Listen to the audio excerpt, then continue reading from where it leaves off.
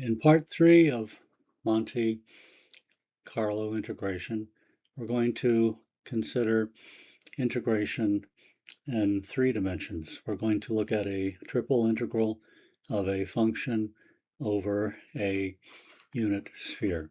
A sphere, in this case of radius 1, centered at the origin. Here we can see x, y, and z axes. In the course of this video, we will use the Monte Carlo integration method to estimate the triple integral over a ball B of x squared plus 2y squared plus z dv. And that ball B is a unit ball centered at the origin. We'll also use SageMath to find the exact value of this integral. We will let SageMath do the integration for us using spherical coordinates, and then we will compare the Monte Carlo estimation of the value of this integral to the exact value of this integral.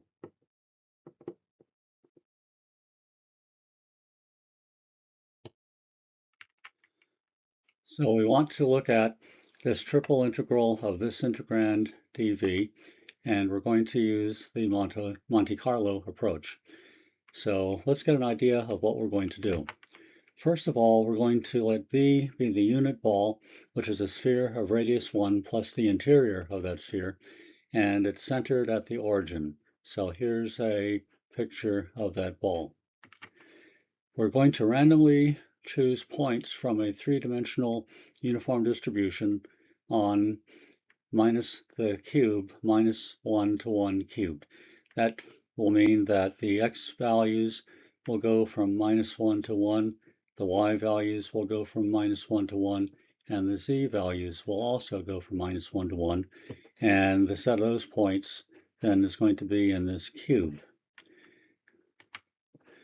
We'll evaluate our function, this integrand, f of x, y, z, at each of these points in the ball B. So we generate points in the cube, but then we're only interested in the points in this inside this three-dimensional sphere, this ball. And we're going to use that set of f values from the ball to find a point estimate of the integral.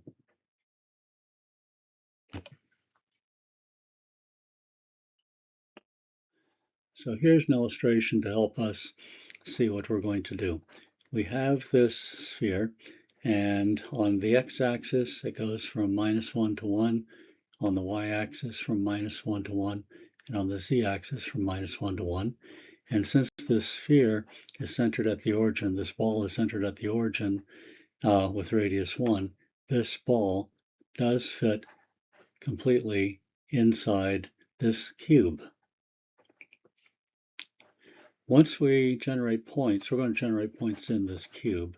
We're going to save only those points that happen to also be inside this sphere. We're going to select those to estimate our integral. This is called selection sampling. Here's an idea, a definition more or less of selection sampling, which we got from Google AI. The Monte Carlo selection sampling method, often also known as acceptance rejection sampling, is a technique used to draw random samples from a complex, unknown, or non-standard probability distribution by using a simpler known proposal distribution. In this case, the known distribution is going to come from that cube, a probability distribution on that cube, but will only pick points generated inside that cube that are also inside that ball. So how are we going to proceed? We're going to find a set of numbers, the y sub k's, each y sub 1, y sub 2, y sub 3 are just real numbers, such that the integral whose value we want to estimate is approximately equal to 1 over n. The sum k goes from 1 to n of the y sub k's. Basically, this is just the average of this set of y sub k values. So we change the problem from evaluating this integral to finding the sample mean or average of a bunch of real numbers. So to do this sort of thing, to argue that we can do this sort of thing, we will have to use some probability and statistics.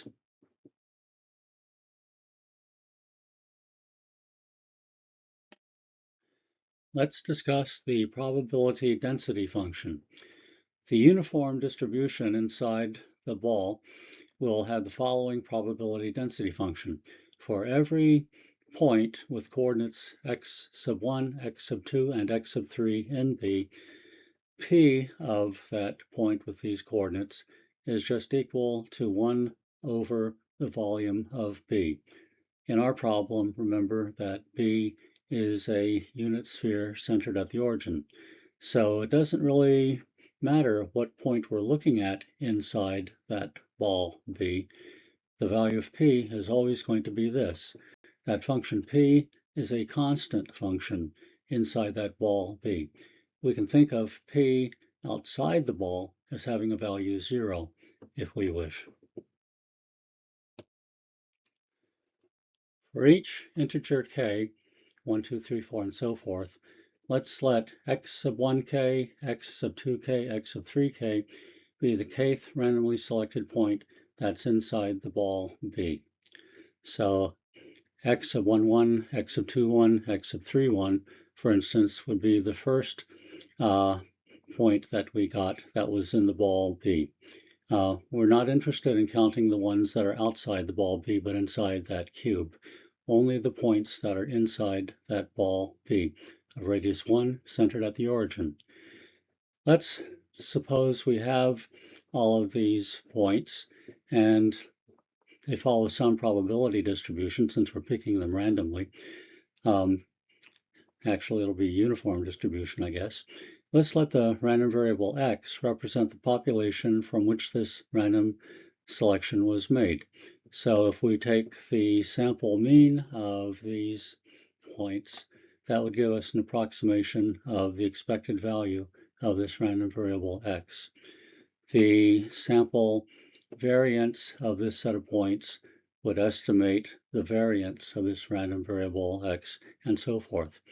We're assuming that the values that we pick here for these ordered triples are an independent random sample.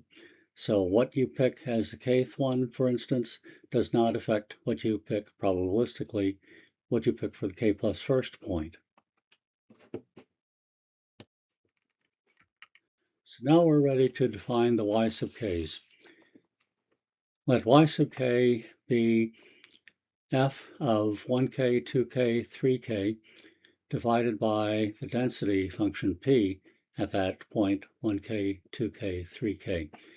And if we want to look at f divided by p, that's a function divided by a function. That gives us another function that we might want to refer to once in a while. Let's call it g. So y sub k is equal to this, and that is also going to be called g of x sub 1k, x sub 2k, and x sub 3k. So here's what we can say. Notice that this denominator, p of this point, is just constantly 1 over the volume of b for every point x sub 1, 2, 3 that's in b. So this fraction here equals this fraction here. But dividing by 1 over the volume of B is the same as multiplying by the volume of B.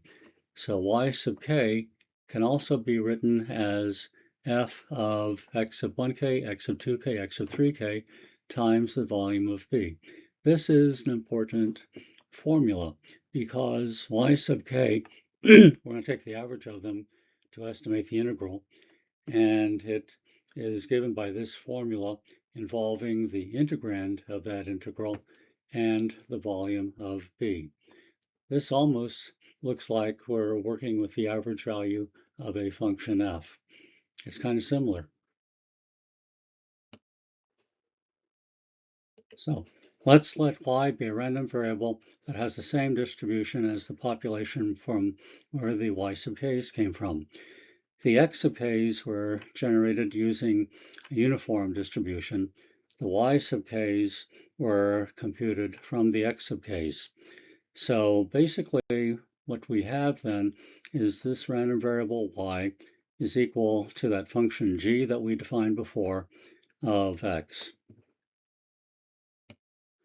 So why is that true? Suppose we look at this integral. Let's think of this integrand as being f of x sub 1, x sub 2, x sub 3. Then this integral is equal to this second integral because we just multiplied and divided by p of x1, x sub 2, x sub 3.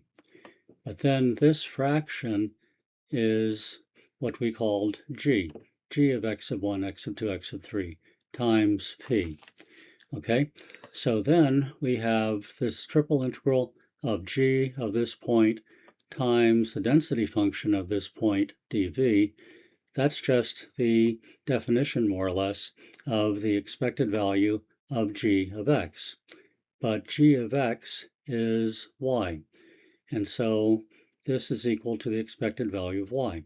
But then, by the law of large numbers, we have that the expected value of y, at least for large sample sizes n, is approximately equal to the mean of the set of y sub k values. So 1 over n, sum k goes from 1 to n, of y sub k.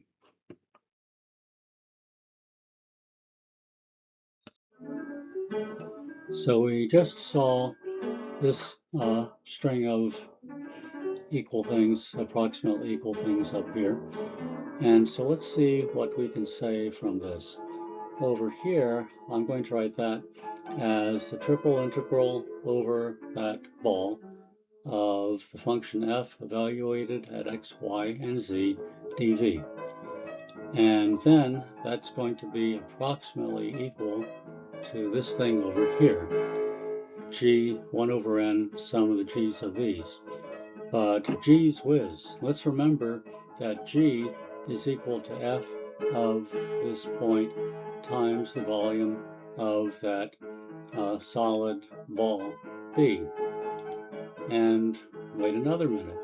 1 over n times the sum of these n terms is just going to be the mean or average value of f over that unit ball, assuming that we have a large enough sample size. This approximation of the mean given by this should be pretty good. And so this integral then is approximately equal to the mean of f over that region B times the volume of B. So the volume of any ball, a spherical ball, with radius r, is given by the volume is 4/3 pi r cubed. And so the volume of the unit ball with radius 1 is just 4/3 pi times 1 cubed, 4/3 pi. So g of xyz is f of xyz divided by 4/3 pi. And this integral then has to be approximately equal, for large sample sizes at least, 1 over n, the sum k goes from 1 to n, of g of x sub k 1k, x sub 2k, x sub 3k. Once again, I went back and I could have used x sub 1, x sub 2, and x sub 3 for xyz here, but this is the way that we looked at the integral at the beginning. Get used to confusion. N is the number of sample points in the ball B. So let's take a look at the Python program that estimates this integral. We'll start with importing some libraries or stuff from some libraries. Import math imports the math library. That's going to be used in a couple of places. We're going to need the value of pi, and that is stored in the math library. So here we have math.pi. And also the square root function is in that library. So we'll refer to that as math.square root. We import the uniform 0, 1, random number generator from the random library. This function is also called random. From the statistics library, we will import the sample standard deviation. So first of all, let's define the function that is the integrand in our problem. We define f of x, y, z to be the following. This function with values of x, y, and z returns the value x squared plus 2y squared plus z. Now, the volume of the ball is 4/3 times pi. We're going to look at 100,000 points inside the unit cube. Each side, the x, y, and z values will be between -1 and 1.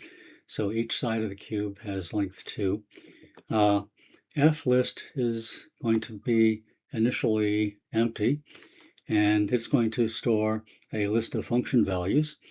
And we'll set n equal to 0, little n, as opposed to capital N up here. Little n is going to be the number of points currently that we have found inside the ball. Since we haven't even started searching, we have 0 points that we have found so far. So now we have a loop that starts here and goes all the way through down here. For k in the range of n, 100,000, x is -1 plus 2 times random, y is similarly, z is similarly. What is happening here? Random generates numbers between 0 and 1. If this random number were 0, we would just have x is -1 plus 2 times 0, which would be -1. On the other extreme, if the value of random is 1, we'll have -1 plus 2 times 1, and that would be 1 plus 2. So x would equal 1 in that case.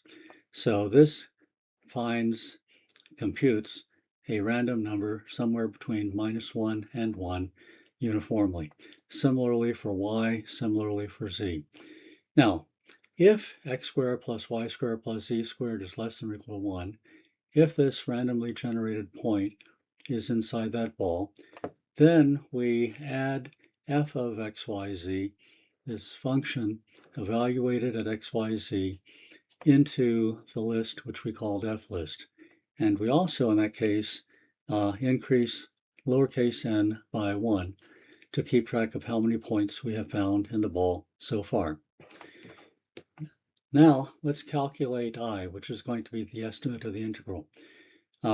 It's a pretty simple calculation. I is going to be 1 over lowercase n times the sum of those f values in f list times the volume of the ball. The standard deviation, on the other hand, is going to be the standard deviation of those numbers in the f list times the volume of the ball. For our 95% confidence level interval estimate, the critical z value, z 0.95, is going to be 1.96. So the lower bound then is going to be the value, the point estimate of the integral that we found up here, minus that critical z value times 1 over the square root of n times the standard deviation. The upper bound is a similar formula, except we have a plus sign right here. So we'll print the value of capital N, and we'll also print the value of lowercase n, the number of random points we generated, and how many of those were in the ball.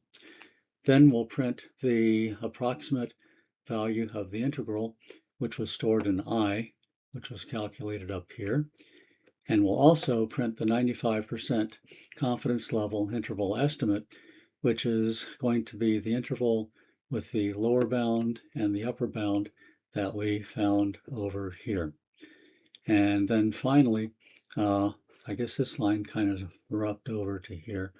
And then we'll print the exact value of the integral, which remember was 4/5 times pi. And that was, or you don't remember that yet, but we will see that in the SageMath program. And so here we have the output of this Python program.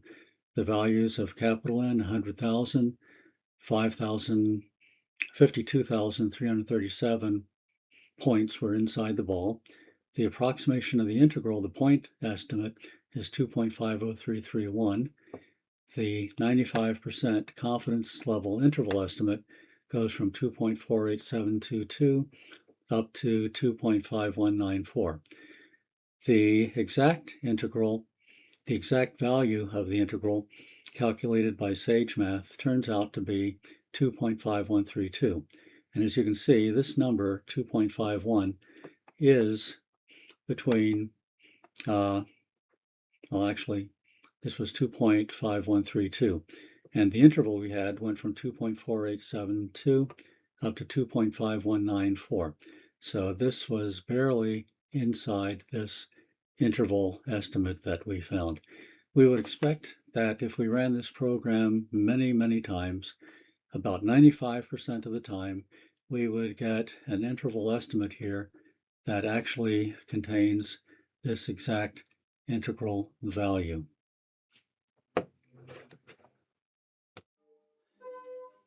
So you're probably curious as to where that 4/5 pi came from. And so here's what we're going to do. That integral that we're looking at of x squared plus 2y squared plus z can actually be evaluated analytically. We can get an exact value for that integral. And so we're going to kind of skip the hand calculations and use built-in functions in SageMath to find out the value of that integral. It's going to be a triple integral, and in SageMath, we only have a function that will evaluate a single integral of a single variable. So we'll have to write that triple integral that we will consider as an iterated integral. It'll be the integral of an integral of an integral.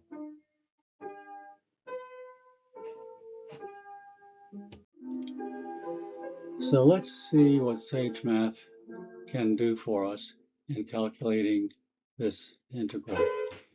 The first statement is I'm going to declare rho, theta, phi, r, x, y, t, and r. I guess I listed r twice, didn't I? That's okay though. All of these are going to be variables that I use in this SageMath program. So it tells me then, when this statement is executed, that these are the variables that I had just declared. So here's what we're going to do. We're going to have to use spherical coordinates, and in that case, x is going to be rho sine phi cosine theta. Y is going to be rho sine phi sine theta, and z is going to be rho cosine phi. dv is going to be rho square sine phi d rho d phi d theta. So that's what we're going to do down here. X squared plus 2y squared plus z is rho sine phi cosine theta, and that's squared. 2y squared turns out to be 2 times rho sine phi sine theta, and that is squared. Z is just rho cosine phi, and then for dv, we're going to have rho squared times sine phi, and we're going to integrate that where rho goes from 0 to 1. Remember, it's a unit ball, so we're looking at points whose distance from the origin goes from 0 to a distance of 1. After this is evaluated, we're left with a function of just phi and theta. So I1 here is going to be a function of phi and theta. So for I2, we're going to integrate I1 where theta goes from 0 to 2 pi. And after this is done, I sub 2, I2, is just going to be a function of phi. And so we'll integrate that. I sub 3 will integrate I2, where phi goes from 0 to pi. And so after we evaluate these single integrals, the triple integral value is stored in I3. So if we tell SageMath to just print out the value of I3, it tells us that it is 4/5 times pi. If we want to see what I3 is as a decimal number, we can use this built-in method, and we'll have I3 dot, it'll be the decimal point, decimal version of that number, approximation. And the answer to this value is the decimal number 2.5132, blah, blah, blah, blah, blah. This is what we saw on a previous slide. Now, that was a lot of fun. So let's just extend this a little bit as a matter of curiosity. Instead of integrating over a unit ball, let's suppose that the ball that we're integrating over has radius r. What would this integral be over a ball of radius r?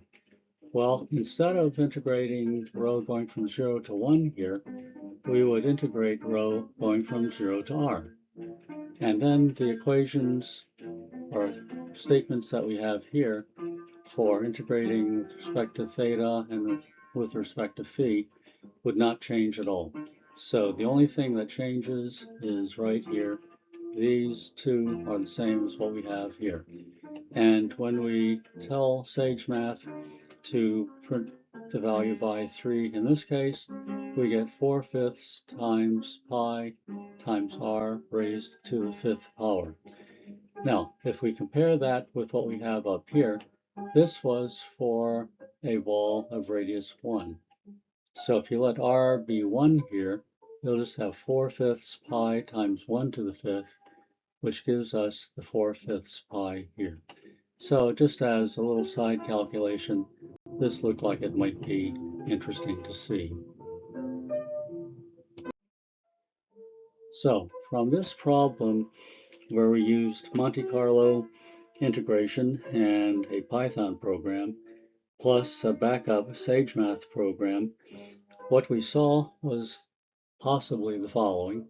That triple integral that we have when we change it to spherical coordinates, it turns out to be long and onerous.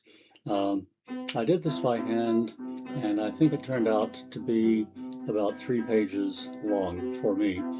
And I think it was either 2 or 3 times I had to make some slight corrections in the calculation before I actually succeeded. So there's lots of room in that calculation to make mistakes.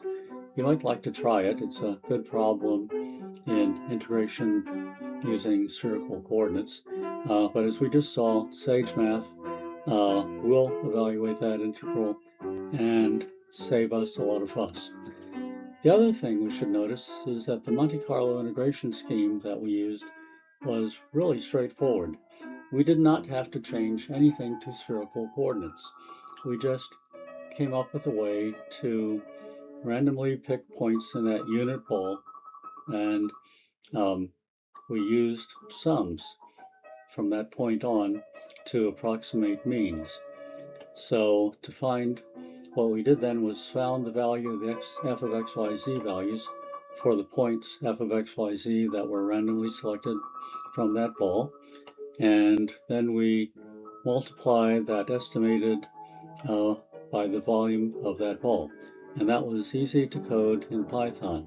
It was basically an estimation of the average value of f times the volume of the ball.